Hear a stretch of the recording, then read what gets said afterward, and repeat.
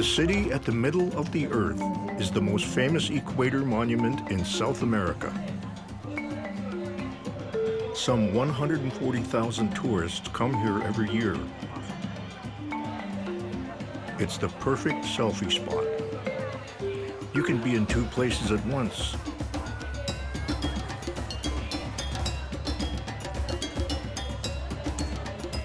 And you can hold the world in your hand.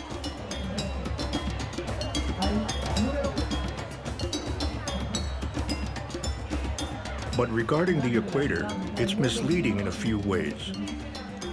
The monument was mistakenly built 240 meters south of the geographic equator, and the natural equator is nothing like this at all. In all its 40,000 kilometers, the equator has few cities. Most of it is wilderness.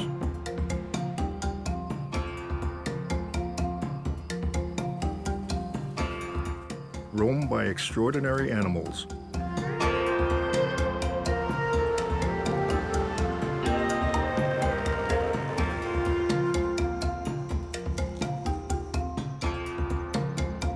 And dotted with villages of poor farmers. And in many places, the two, farmers and beasts, are fighting for the same food.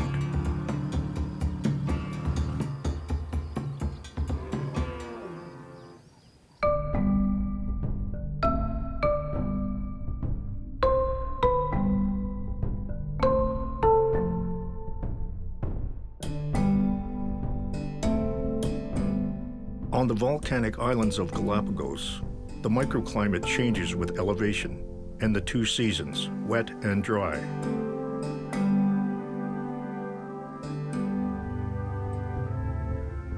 The highlands are always wet and lush. They're a salad bowl for giant tortoises.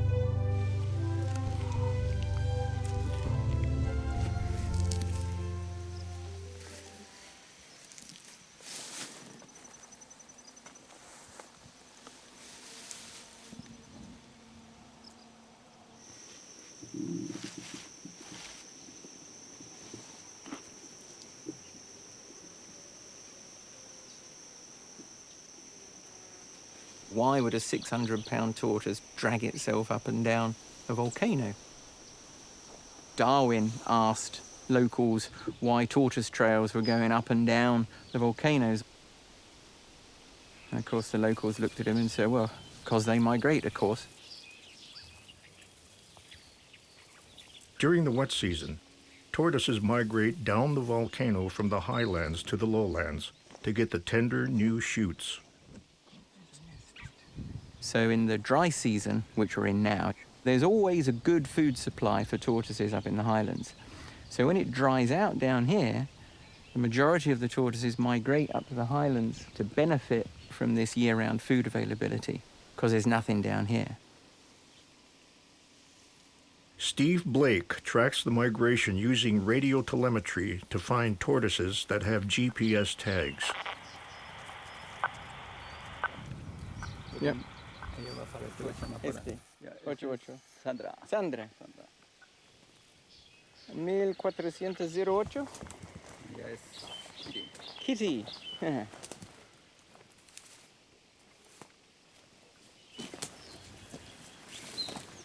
The GPS tags last for up to 10 years. Within that 10 years, we get a position on the tortoise every hour over a decade. We can get wireless communication with the GPS on the animal and download the stored GPS data.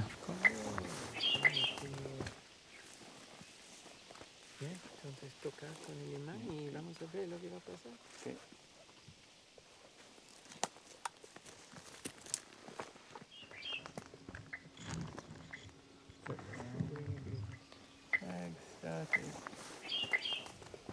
Oh, negrita. Tortoises here have been migrating for 1 million years, but in the last few decades, their route has changed. On some of the islands, tortoises migrate up to about 15 kilometers in any given direction. It's a round trip of about 30 kilometers or so.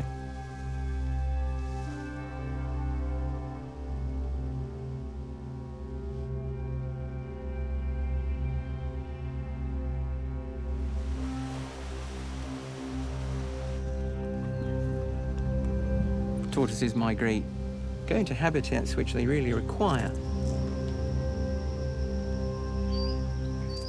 Urban development and social development and infrastructure development of the Galapagos Islands presents some potential problems.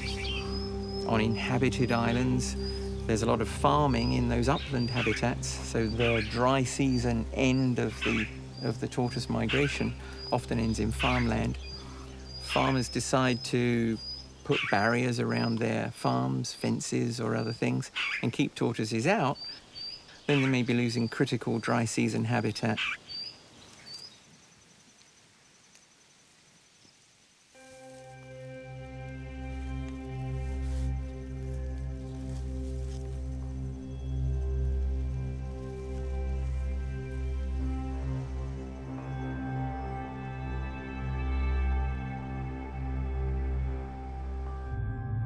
Before his work in Galapagos, Steve Blake studied elephants in Africa. In their conflicts with farmers, the elephants usually win.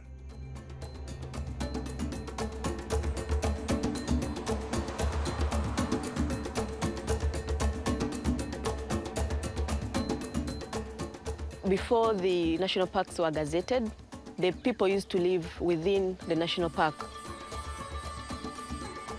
And then with the gazetting of the parks, the people were pushed out so that they can live outside.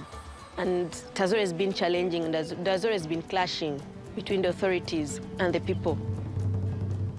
They always give them alternatives instead of going into the park and doing the hunting, which the authorities describe as poaching.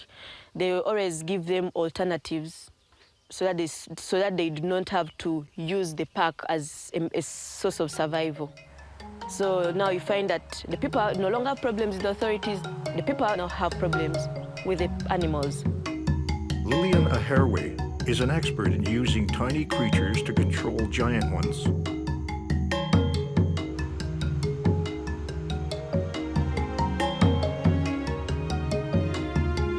The main animals that are destructive to people in these communities, we have the monkeys, we have the lions, and we have the elephant.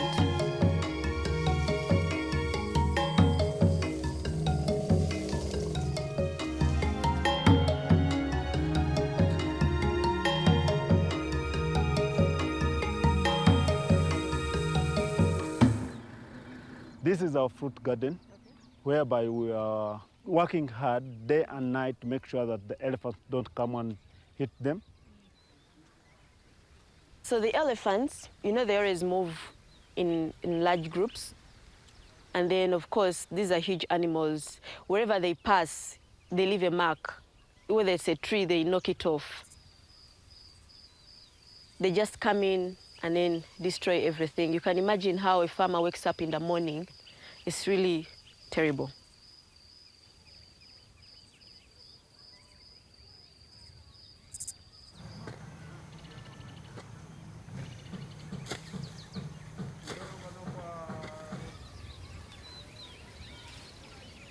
Elephants don't usually keep the boundaries of the park.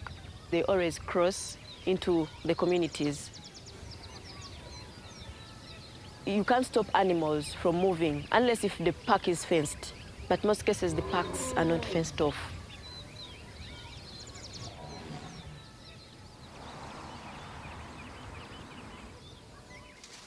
What separates maybe the park and the communities may be a main road. That's it. So it's easier for animals to cross coming into this side.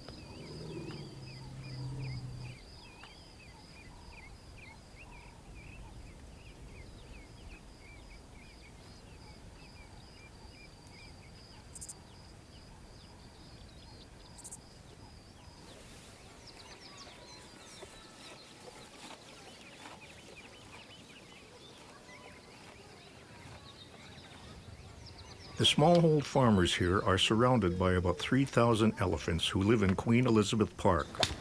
The villagers must always be on alert for marauders and prepared to deploy their very meager defenses.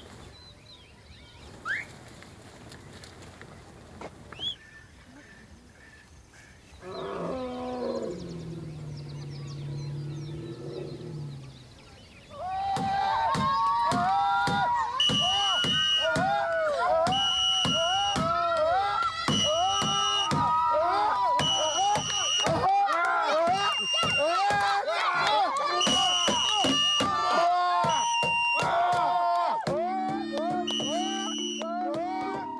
has also come to a point, I think elephants are now used to this noise.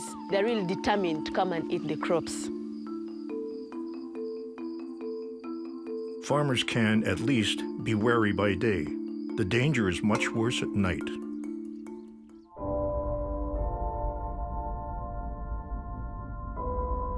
All around the equator, small farmers try to deter wild animals from eating crops.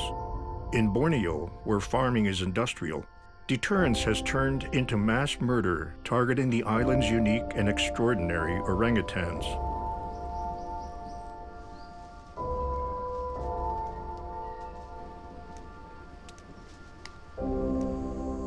Orangutan itu ya pastinya. The threat for orangutans is definitely humans. Pembukaan lahan untuk They hack down the forest and kill the orangutans. They burn them. kalau ada orangutan pasti dibunuhin. It's because of the palm oil plantations. Sama kayak kelapa sawit. The orangutans are driven away from the plantation. When they come back, the palm oil growers consider them as pests. But it is really the orangutans' forest, and they have turned it into a plantation. Mereka yang Yet the farmers see orangutans as pests. mereka bilang itu hama.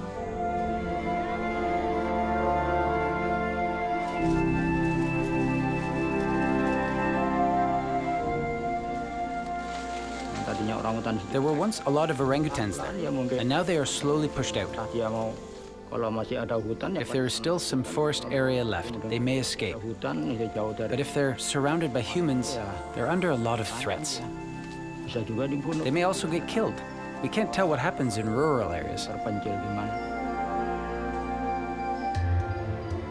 Indonesia is the only place where orangutans live. But in the last few decades, 2/3 of the population, roughly 200,000 orangutans, have been killed.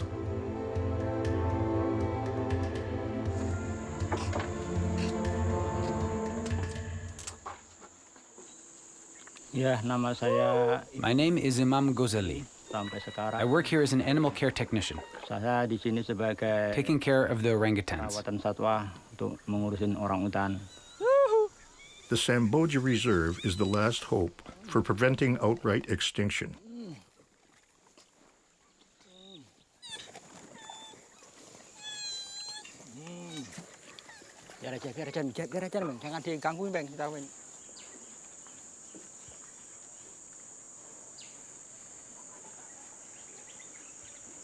When he arrived here, as far as I remember, he was handed to us by the Nature Conservation Agency. They said he got electrocuted. Maybe because there's no more forest area, he was trying to run away and find a safe place. However, the area was completely diminished. He got electrocuted. His arm was badly infected and we had to amputate it.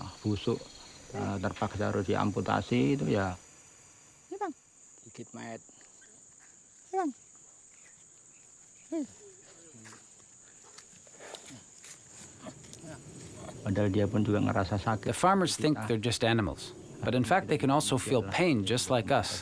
We should think about it. They can also feel pain. They can also feel sad, just like us.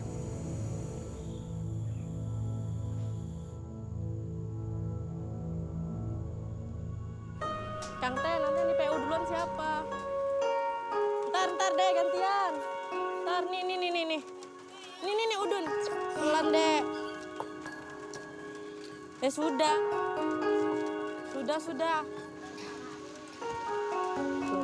Tuh, liatin tuh. Tuh lehernya Dan, liatin Dan. Nah sini Gus. Bagus. Sini Gus. Salah. Sini. Ganti aja yang gampang kalau enggak.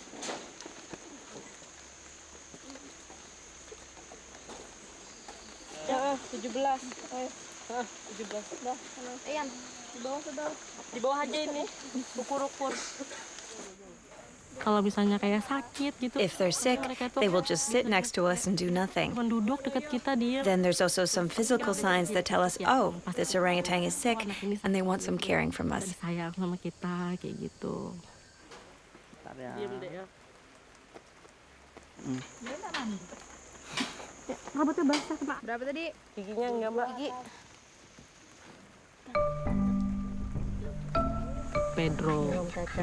Pedro is naughty but nice. He never obeys me, but he's afraid of his father. Sama bapaknya takut. He's afraid of the male keepers. Most of the orangutans are orphans. The reserve raises and then re-releases them. But first, they have to learn how to be wild.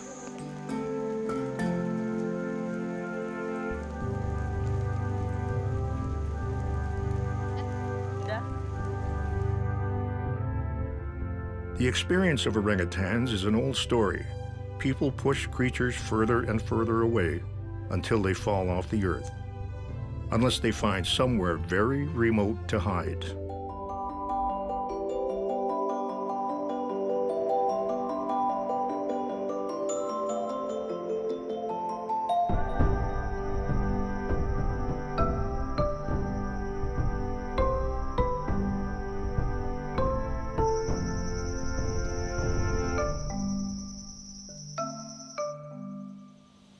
Giant tortoises of Galapagos we think of as these weird quirks of evolution.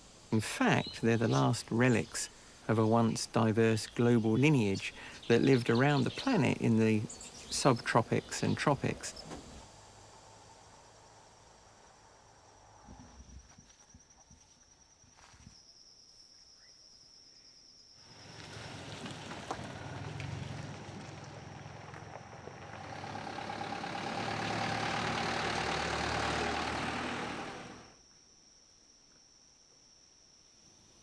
When the whaling industry picked up and when the pirating business was going full strong in South America, then people turned up on the Galapagos in large numbers.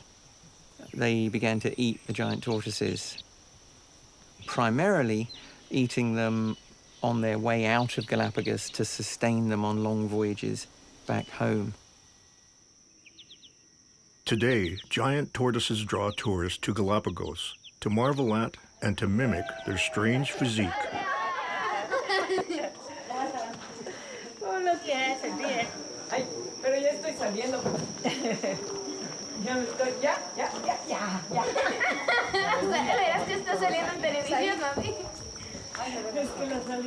Giant tortoises turned upside down, stuck in the hold of ships. They can live for a year or more without food and water.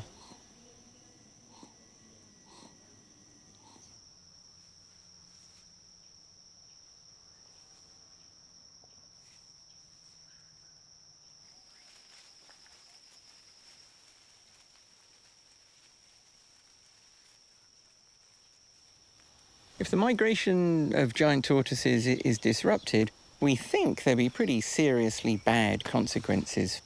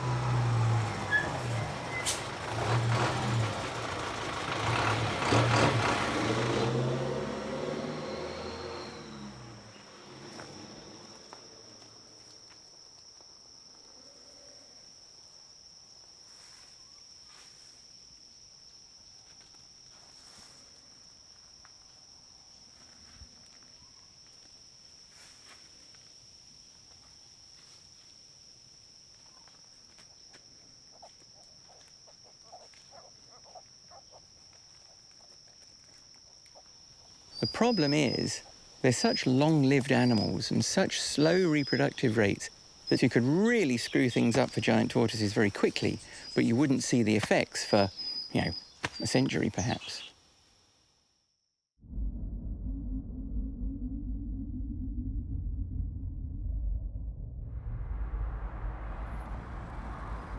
In Uganda, elephants are being saved by a brilliant experiment in companion farming.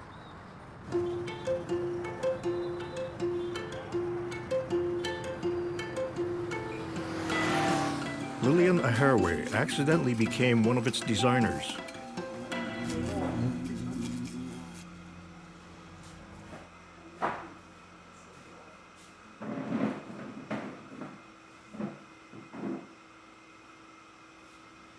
So after school, there was an opportunity at Malaika Honey, and they wanted a communications person. And the more I got involved, the more I became passionate about bees, and the more I learned that in just a span of 2-3 years, I just almost knew a whole lot about the whole beekeeping. Now, as we're trying to train farmers, we're always bringing the element of modern beekeeping, and our main focus point is on bee taming, trying to see that your beehives get colonized within the shortest time period, and also getting the most out of it.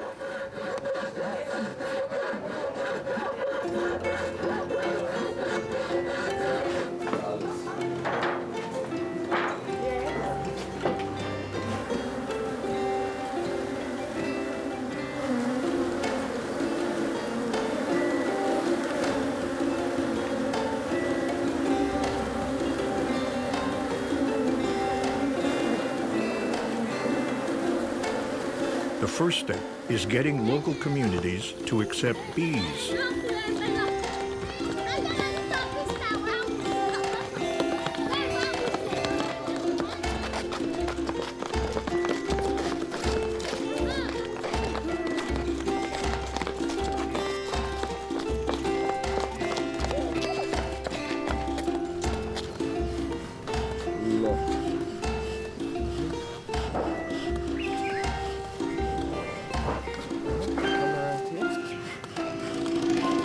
The taming for me is wonderful, and with the children, you know, actually the kids are right in there, and normally the experiences are running away from bees, and the parents would go there, the dad would go there at night and use a lot of smoke and fire, so I find that really rewarding.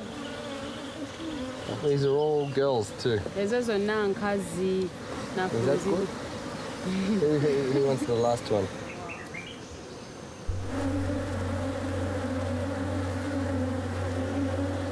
The next step is getting the bees near the elephants.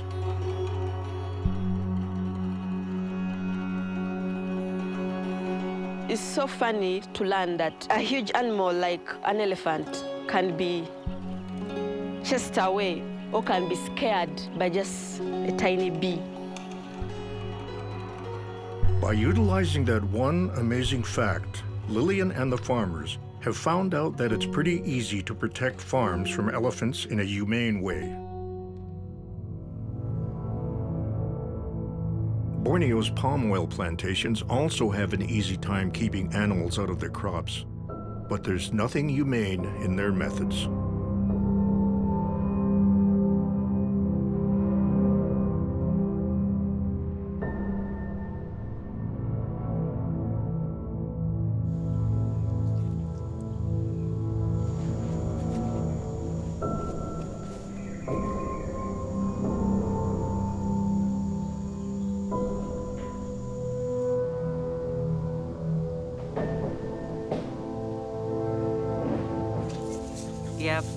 No matter how much facilities you have in the cage,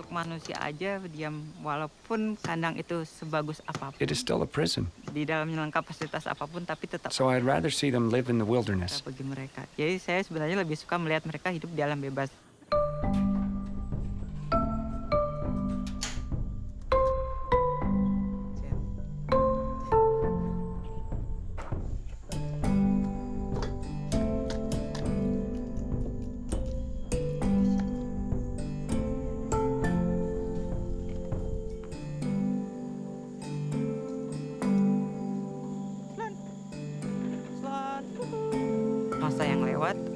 In the past, some orangutans were stuck in our cages and they grew up there.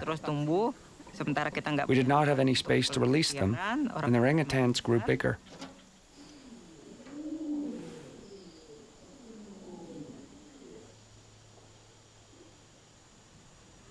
Our goal is that the orangutans living here will gain special skills, and they will be able to live in the wild. Then we'll release them.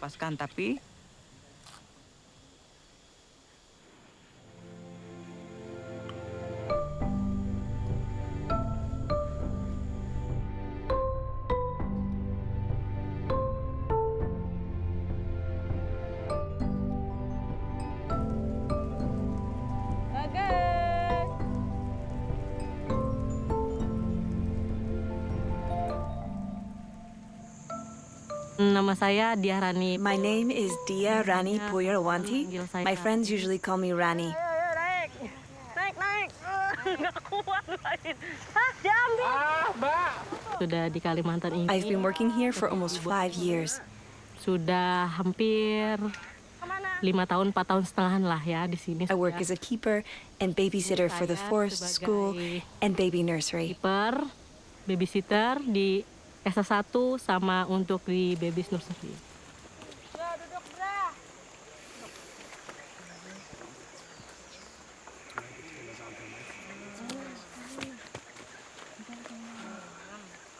Bagian mirip gitu.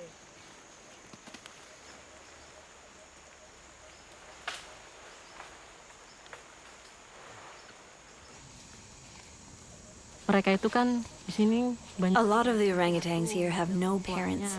I feel bad for them. Kasihan ya.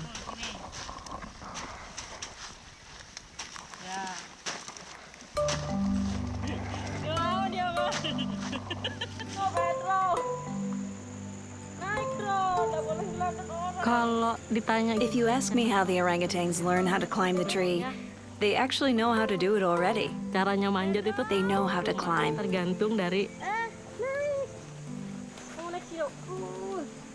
mau nggak ngajarin dia. Are we willing to teach them? It's just like us and our children. If we're willing to teach our children to play, to learn how to climb, then their instinct to climb will come up on its own.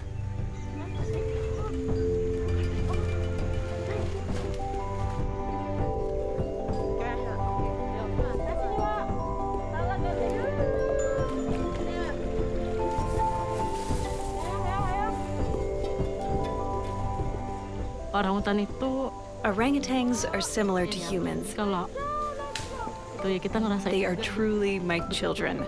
When I'm mad, they know it. Di saat kita sayang, when I give them love, they understand it. Kita gitu. Jadi ya pokoknya kayak when they're sick, they look for attention from me. They're just like my own children. Orangutan is a Malaysian word that means old man of the forest, evidence that people have always considered them kin.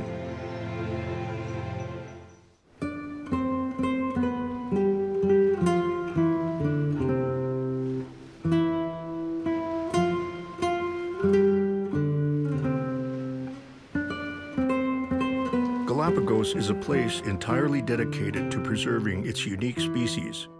Yet even here there are challenges.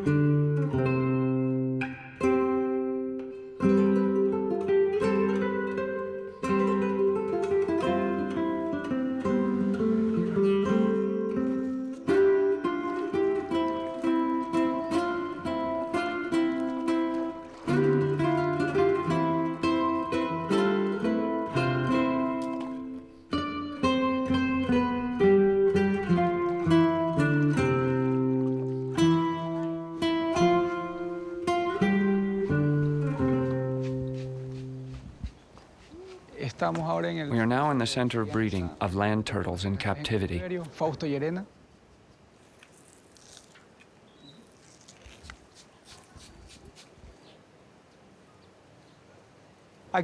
Here we have populations of turtles from different islands. They are different species.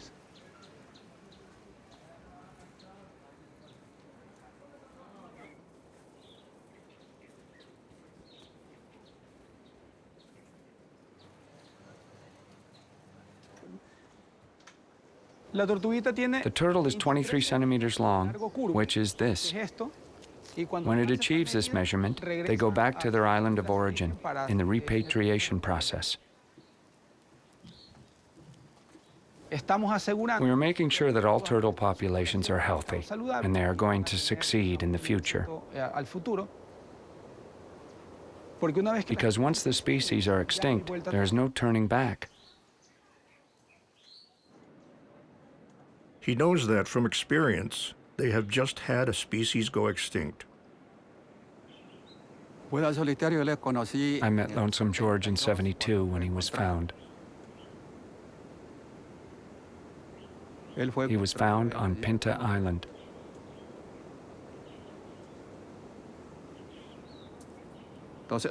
He was brought here with the idea of breeding him here, but it wasn't achieved.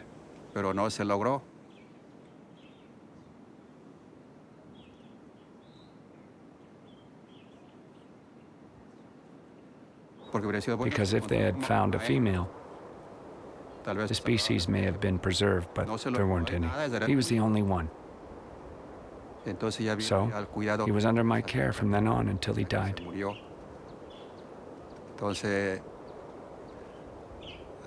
So we became friends. Out of the 45 adult tortoises we had here,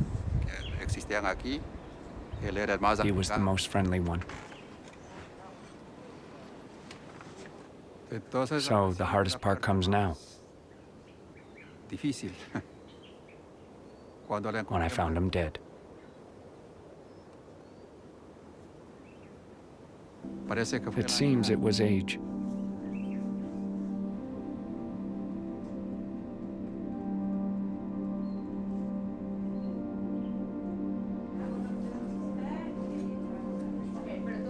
He's remembered because he is the only one of his species. He's the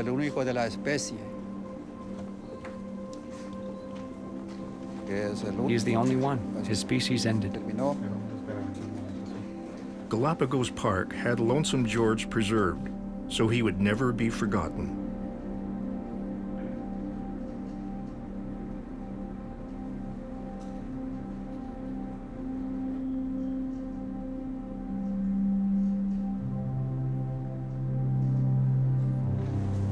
It looks like he's still alive, and he's coming to greet me.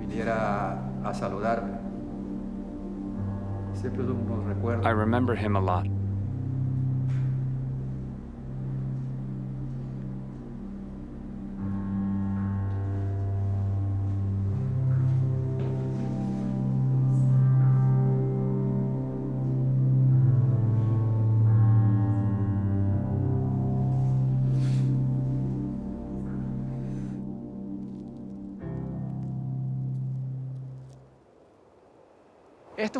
This turtle lives in Santa Cruz. Santa Cruz has always registered one species of turtles. After an investigative study and genetic analysis, it was determined there was another species of turtle on the island. It is the new species of turtle, Chelonoidis donfaustoi, in honor of Sir Fausto Arena. Now Santa Cruz has two species of turtles. Let's say that was a big discovery for science, because on one side we lost Lonesome George, one species, but we won a new species with Chelonoidis donfaustoi.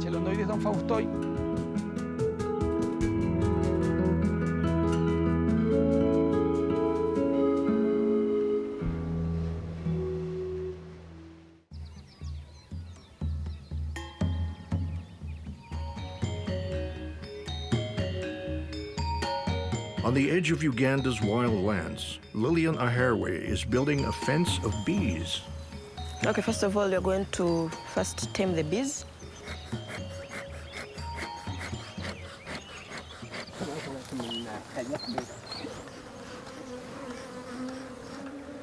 This is an old one, very dark. So place it back.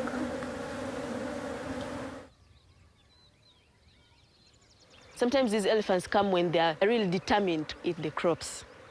The solution we've come up with is doing a bee fence. Now, the elephant does not have a lot of fur. That makes it easier for the bee to sting them.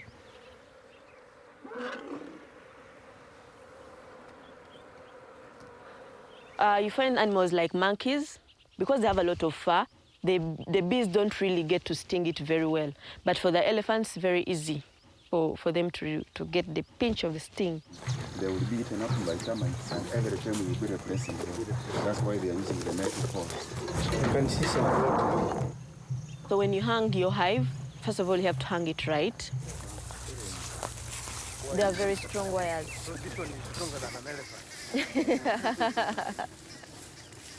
You have to place the beehives together in a line to make the fence, hanged on poles so that they can easily swing. If you come and swing it, the bees will definitely come out to defend themselves. Now, in these hives, we put in bee wax, and the bees familiarize with that scent. So within a period of 1 month, the bees can easily colonize this hive.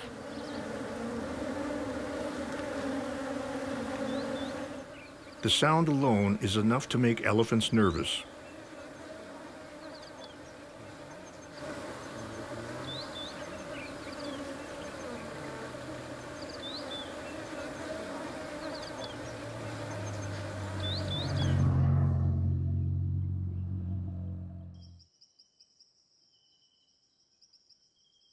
But when night falls, their hunger tempts them.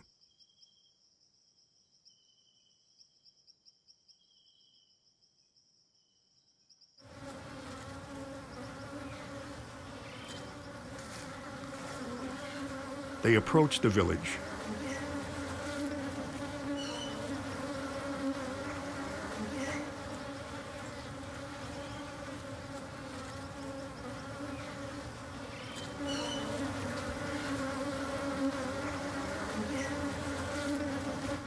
They want to raid the gardens.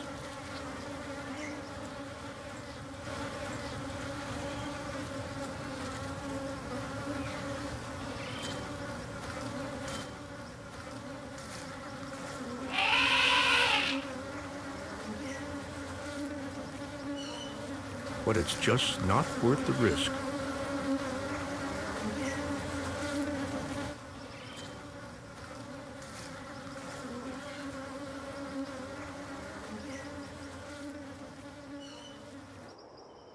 And for once, the farmers get a peaceful dawn.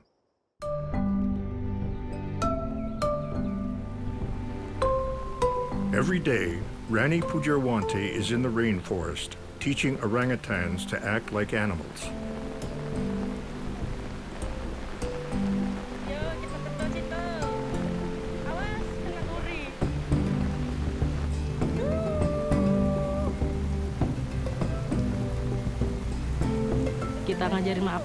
We teach them about what can be eaten, how to climb, how to make a nest, so that they can return to the wilderness. Naik. Pedro naik, Dra. Ditarik Pedro. Awas, naik.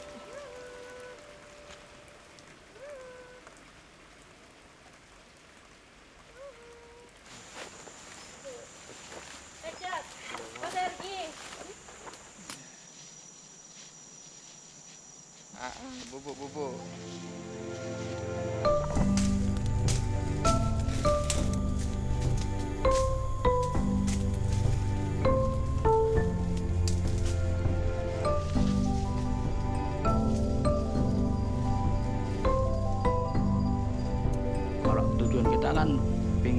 Our goal is to get the orangutans to regain their natural instincts.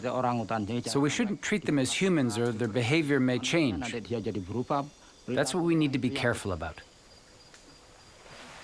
That includes keeping your distance. The babies may require more approach, but here we have to start keeping a distance.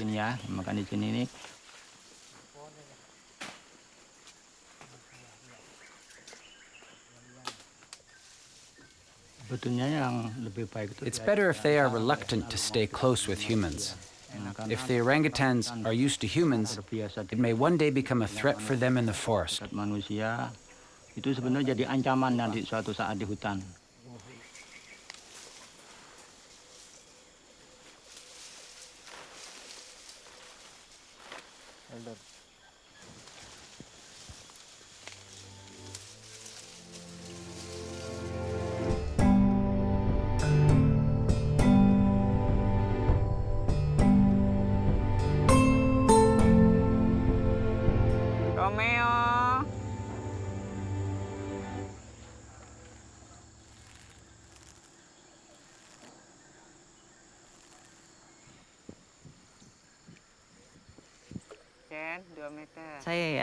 As far as I can remember, Romeo was one of the first.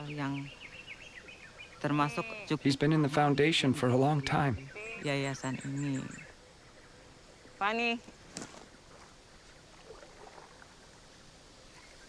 His initial reaction was, he was a little bit surprised. He's used to being in the cage every day, and all of a sudden, he's in the wilderness with trees around him. But it was just for a few days. After that, he started to relax and enjoy himself. He was able to go around the island to trace his territory. He's doing very well.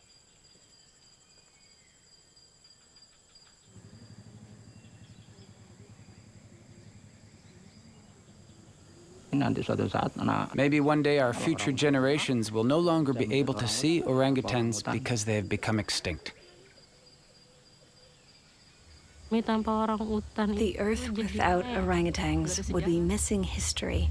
No history, nothing to see, nothing to tell our future generations. No proof, only stories.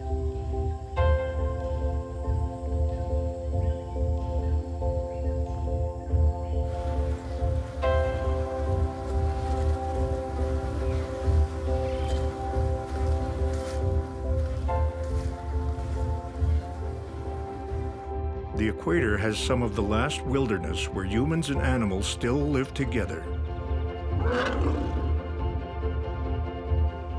If people can learn to manage that proximity, not too near, not too far, there may be hope for the wondrous creatures of paradise. For me, paradise is being able to live in an environment without any restrictions. The taste of a pineapple is the taste of a pineapple, and the taste of a mango is the taste of a mango. And this is because of the warm climate. We live near the sun, so this is close to paradise for me.